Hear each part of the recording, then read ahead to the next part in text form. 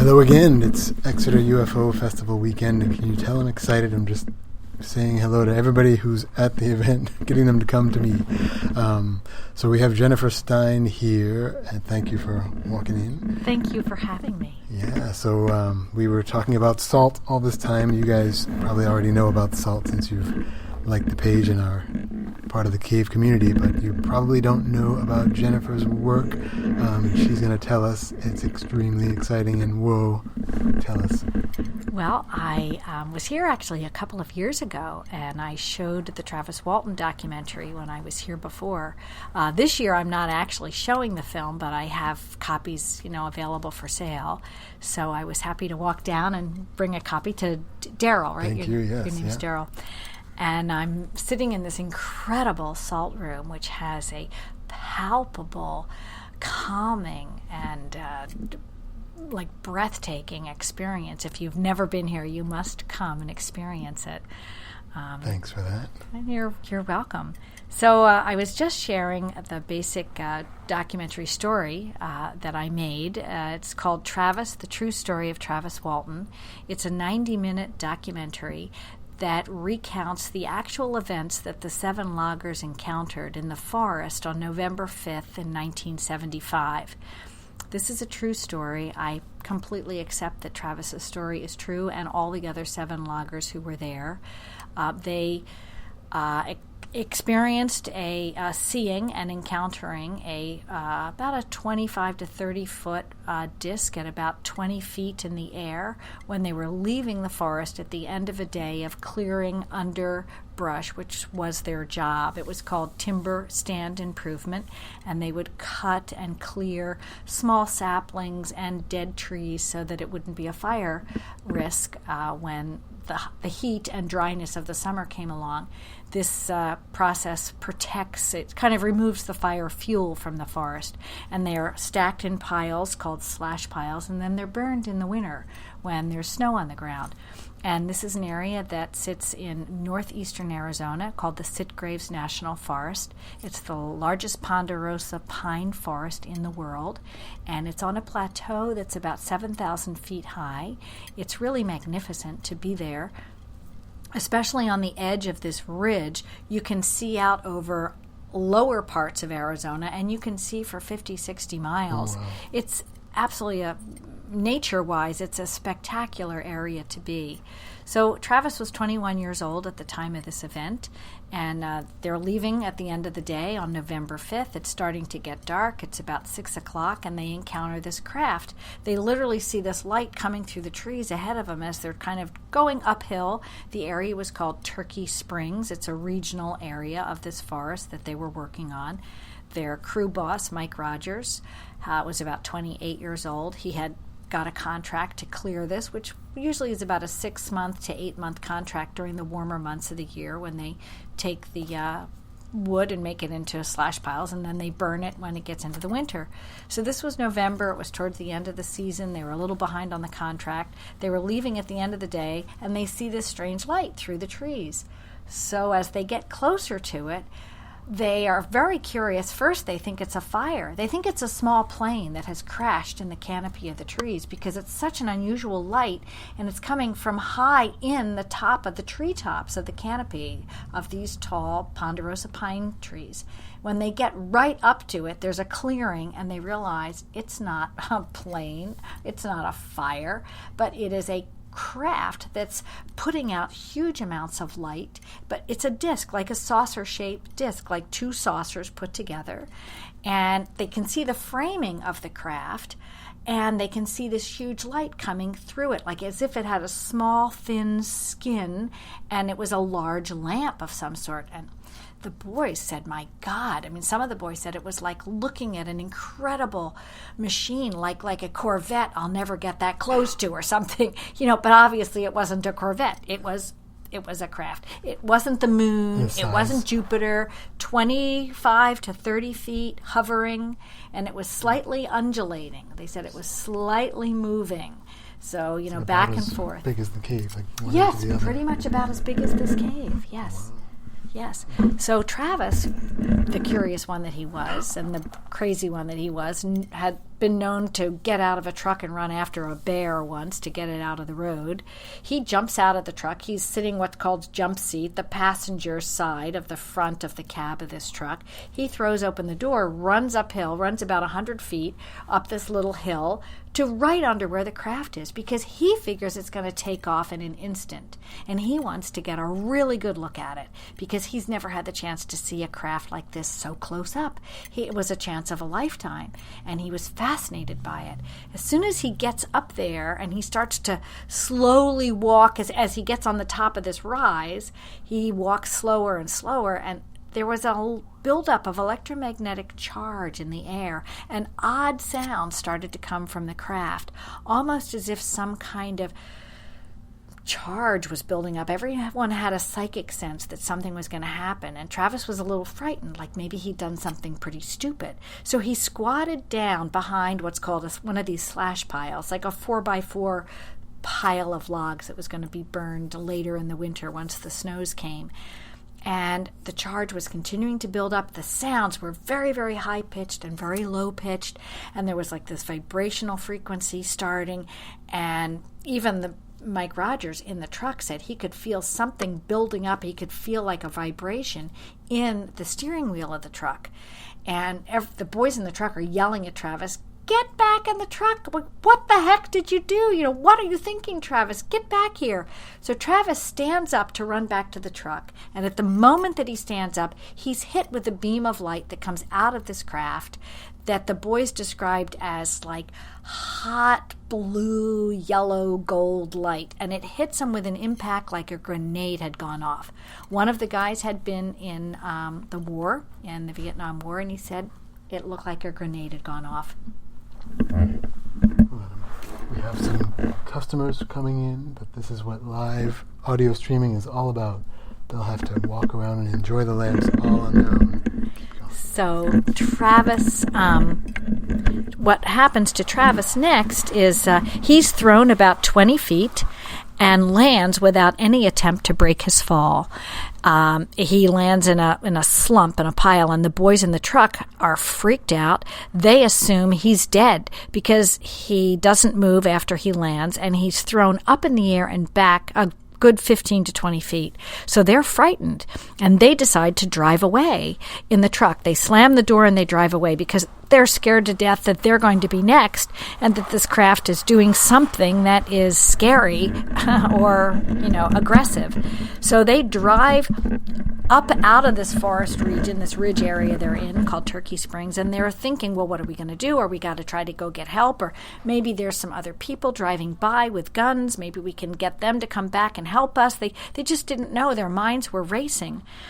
And they get to this rise called the Rim Road, which is at the top edge of this ridge that they're on. And they realize that they really have to go back and get Travis. They cannot leave him there. He's the crew boss's best friend, and they're frightened about what will happen to them if Travis is dead or dying. They feel a sense of responsibility, so they turn the truck around and they head back. As they're getting back to this area, which wasn't far, it was about maybe a 7 to 10 minute drive through the forest, they see this craft. They can still see it. They're now above it, and they can look down on it, and they see it take off. So they know that the UFO is gone, but they don't know what's happened to Travis. So they get back to the actual spot where the event took place. They all jump out of the truck, run up onto the rise to where Travis is supposed to be, where he landed, and he's no longer there. Wow. He's missing. Then they think, well, maybe he got up, maybe he's stumbling around, maybe he's looking for them, and they start looking for him for about 40 minutes. They're calling him. They have one flashlight between them. It gets dark. It gets cold. They start to cry. They're freaked out. They just don't know what to do. They finally decide to get back in the truck, turn the truck around, and go into town and report Travis is missing because they feel they have to have a sense of responsibility. They have to do something. So they go to town, and one of the guys calls a local sheriff and explains that Travis is missing. The sheriff shows up, takes basically 3 of the boys back to the forest and demands that they look for him that night. it's getting to be 9 o'clock by the time they're back there, because it's an hour to town and an hour back. And it's a police search. There's 2 policemen and then 3 crew members. The other crew members went home because they were too panicked and too freaked out. So when it breaks in the news, it actually breaks as a homicide story, potential homicide, because they suspect that Travis is dead and missing, that these 7 loggers have killed Travis, and that they're trying to cover it up by saying that Travis was abducted by a UFO. And, of course, it's a missing person story as well. The boys are put onto different search crews. So search crews go on for about 5 days with over 500 people volunteering. There's search and rescue. There's people on horseback. There are helicopters looking for him. There's Arizona police brought in hounds that had Travis's scent from his clothing. They tried to find him. And after 5 days, the boys were not believed, and there was more and more pressure upon the boys to just confess what happened. What did they do with Travis's body? And the boys said, look, if you don't believe us, give us a lie detection test. We'll take it. They volunteered to do that, because they could all go to jail, or they could actually go to the gallows. They could be hung, or they could go to the electric chair in Arizona at that time, even without the evidence of a body. If they were clearly suspected of murdering him, they could have all faced very serious, lifetime or death sentences for Travis's death. So they agreed to undergo lie detection test on Sunday, 5 days after Travis went missing. On Wednesday, the 5th, he went missing. So the following Sunday, and during the day, they took lie detection tests. And basically, they all passed. One of the tests at the time was inconclusive because this young gentleman had been convicted of a misdemeanor earlier in his life, and he was convinced that they were going to try to find a way to arrest him and put him in jail. So he never finished his test because he was disobeying sort of the protocol of the lie detection process, where you have to sit very, very still. And his tracings were considered unreliable, and when he left the test before it was complete, it was inconclusive. But he took the test again later and then passed. So essentially, all of these 6 loggers passed lie detection tests, and they actually, throughout their lives, passed multiple lie detection tests. So at this point, the police had to accept the significance and seriousness of the allegation that Travis was taken by a UFO. And what also, interestingly, happened that night, they called off the search after 5 days when they couldn't find him. And it was that night that Travis was returned by this craft. And he was returned right outside of the town of Heber, which is the last town these boys would go through before they took that 45-minute switchback ride up to this plateau where they worked. So these beings did something rather intelligent. They really sort of returned him in a place where it made logical sense. And many people think that this is a sign that whatever the beings were that took him probably killed him accidentally, maybe not intentionally. This is the sort of the conclusion that Travis came to, that he got too close to a craft that was either had some sort of electrical malfunction or had a defensive mechanism turned on, like a shield of some sort. And when Travis stood up, he activated that shield, which repelled him and pushed him away, and it probably killed him. It was probably an electric shock strong enough to do something like that. And once his fellow crew members drove away, these beings had the opportunity to decide what they wanted to do, whether they were going to leave him there to die or leave him there dead, or they had the responsibility possibly to pick him up and do the right thing. And this is the conclusion that Travis has now come to after about 40 years of ridicule and debate and trying to come to terms with this, because when Travis was returned 5 days later, he had a memory of waking up on board a ship with different beings around him. There were 3 gray aliens at first around him when he first came to. He doesn't know how long it took him to come to. It could have been anywhere from an hour or two or maybe a day or two. He went in and out of consciousness. He was in pretty bad pain. He had a hard time breathing.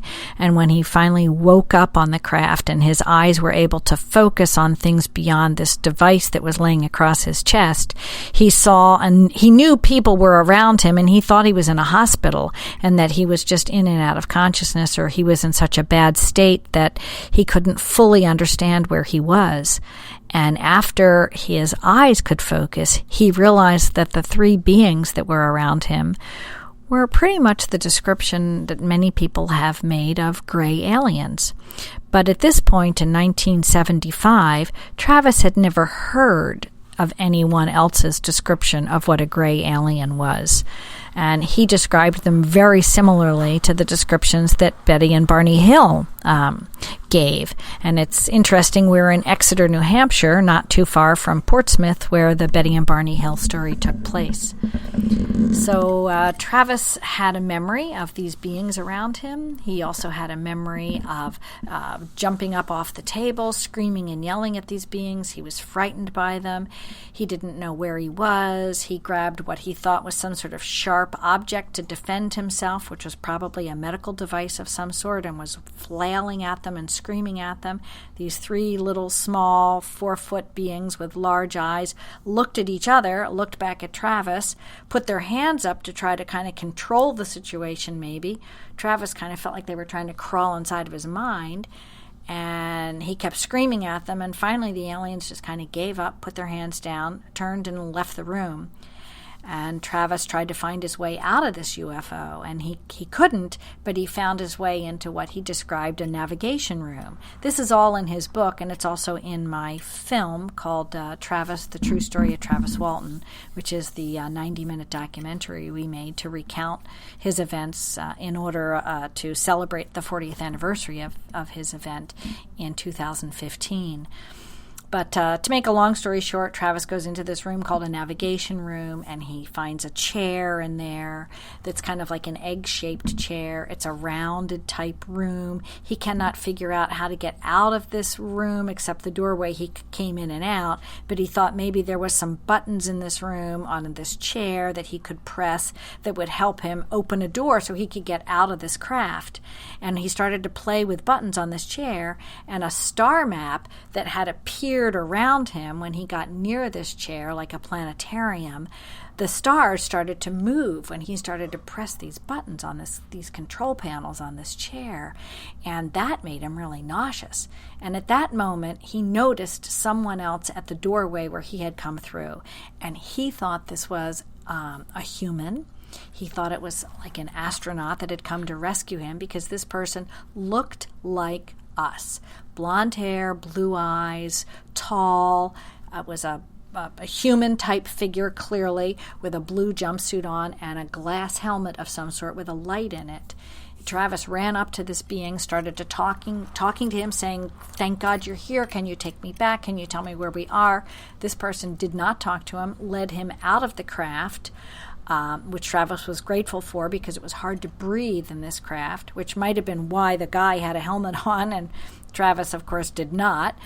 Once they got out of this saucer-type craft, Travis walked down a very steep ramp, turned around, looked at the craft, and it was basically the same craft he'd seen in the forest, except it wasn't lit. It was kind of like gunmetal gray at this point. It was obviously not on or not active, and it was sitting on the floor of what Travis describes as a very large hangar for other flying craft. So this disc was there, but then there were 5 other craft there that were not like discs. These were more like cylinders or egg shapes or long, more elongated tubes of some sort that were very reflective. They reflected not only the ground underneath them, the tarmac that they were all parked in, but also what looked like the greenhouse ceiling above them that seemed to be lit. Not all the panels in the ceiling were lit, but he described it like a semi-curved greenhouse windows, and some of them had lit panels and some of them did not. And it was a huge room. I mean, because he said it was like an airplane hangar. They walked across the tarmac into a solid wall that had doors and windows in it. Doors opened. They walked into a hallway he described as like some sort of medical facility. They encountered another being, or actually 3 other beings similar to the being that he met on this small little UFO craft, dressed the same, blonde hair, blue eyes. They all kind of definitely were, he thought, human. Nobody talked to him. Travis was babbling the whole time, trying to get information. Nobody gave him any information. The being that he thought was human with the helmet on left and delivered Travis to these 3 other beings, 2 males, 1 female. And these beings tried to get Travis to lay down on a table in like a medical facility room. Travis didn't want to do that. He wanted to be brought back to Earth. He wanted to know where he was. He wanted to know what was happening to him. And these beings forced him down on a table and forced a mask over his face. And he passed out. That's all he remembers of his on-board the craft experience, as we call it. But of course, he wasn't just on one craft. He was on maybe a craft that was in a mothership or in an underground base or on another planet or what? We don't know. But this is what Travis remembers from his experience. So when he woke up on the street outside of Heber, he had instant recall. He knew exactly what had happened to him. He woke up on the street. Half his body was on the side of the road. Half was on the gravel side of the road. His clothes were warm. He knew he had been in a warm space and he was now just put outside. His hand was on his head. He could see a light around him, which he thought was a street lamp, and he didn't know where he was because there aren't any street lamps in this little town of Heber or even in Snowflake where he lived. They're small towns. They don't have sophisticated street lamps like we have in the cities. And he looked up above him to see what was the source of the light, and it was the disc that he had seen in the forest and that he had been on, that he walked out of. And the light around him sucked back up into the craft, a door closed, and the craft took off at lightning speed. And Travis was left on the side of the road with this memory of what the heck just happened to me. He stood up, and he could see the road was on a hill, and he could see lights ahead of him. And as he started to walk down the hill, because he couldn't see lights up the hill, only down the hill, so he walked towards the lights, thinking he'd find help. And when he got down into town, which was about a half a mile away, he realized it was the town of Heber, which is the town they went through before they hiked up into this plateau to work every day. And there was a phone booth there with actually a series of 3 phone booths, all in one cluster. And he went into them, found a working phone, pressed O for the operator, because in those days you could make a collect call, and he called his sister, who actually lived close to where he was. Her sister was only about 20 minutes away, and his sister's husband picked up the phone, and he asked this gentleman to come pick him up in the phone booth.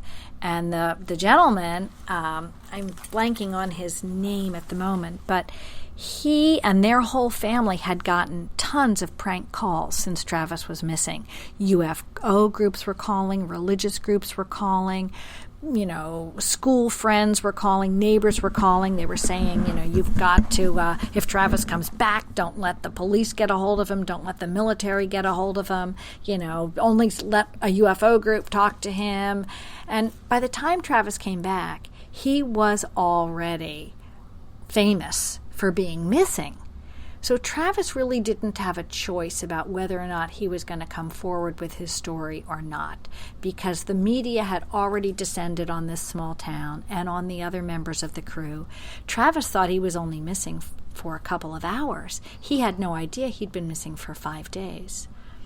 So I find it very interesting that the day they call off the search is the day he's returned. Maybe these beings had some awareness of what was going on. Maybe they were trying to return him earlier and they couldn't. They also had some intelligence to them in that they did not return him back up an hour high up on this plateau, where had they returned him up there late at night, he would have never gotten to civilization for help. He could have frozen to death, or he could have been attacked by a wild bear or a moose or, poisonous snakes or all sorts of things. And he wasn't dressed well enough to survive up there, and he didn't have, of course, keys or any kind of living place or a vehicle up there to go in. So these beings showed some form of intelligence in returning him and probably repairing whatever damage they had done. So I made the decision to undertake this documentary after I had a chance to meet with Travis and Roswell. Peter Robbins introduced me to Travis. Peter and I, in 2010, decided we would help Travis create and coordinate a conference for the 40th anniversary of his experience, because we thought that the small towns in northeastern Arizona like Heber, Holbrook, and Snowflake were all towns involved in this story. Snowflake is where Travis lived. Holbrook is where the county seat was and where the sheriff's office was and where the county jail was, and that's where all the guys had undergone polygraph in the county jail. And Heber, the last city I mentioned, that was where the event took place. So we thought, for economic reasons, maybe these three towns, like the town of Exeter here, might decide that they want to get involved in having an annual conference, an annual UFO conference around Travis's story. And if they had a film that recounted the story of all of this, then they could show the film every year. They could have a couple of speakers, and they could do a whole day of lectures, show a film, have a little gathering, have a party. And it was a way to bring closure and sort of vindication to these other boys in the logging crew. Now, 2 of the 7 loggers have passed away now, and 1 of the police sheriffs has passed away. Marlon Gillespie died about 6 months after we interviewed him, so we're very glad that we've gotten that interview. But many of these people, especially the police and people that were in their 40s and 50s at the time, are gone, or they're dying soon. They're in their 90s, at this point. It was 40 years ago now. So we wanted to kind of put the story together because younger generations are not reading. And this is a very, very profound story that I think the world needs to know about. And I have a lot of respect for Travis. He's continued, despite his resistance originally to go out and talk about this, he continues to tell his story. His story has never changed, nor have the stories of the other men on the logging crew. And they've continued to come together for annual conferences and share their experience.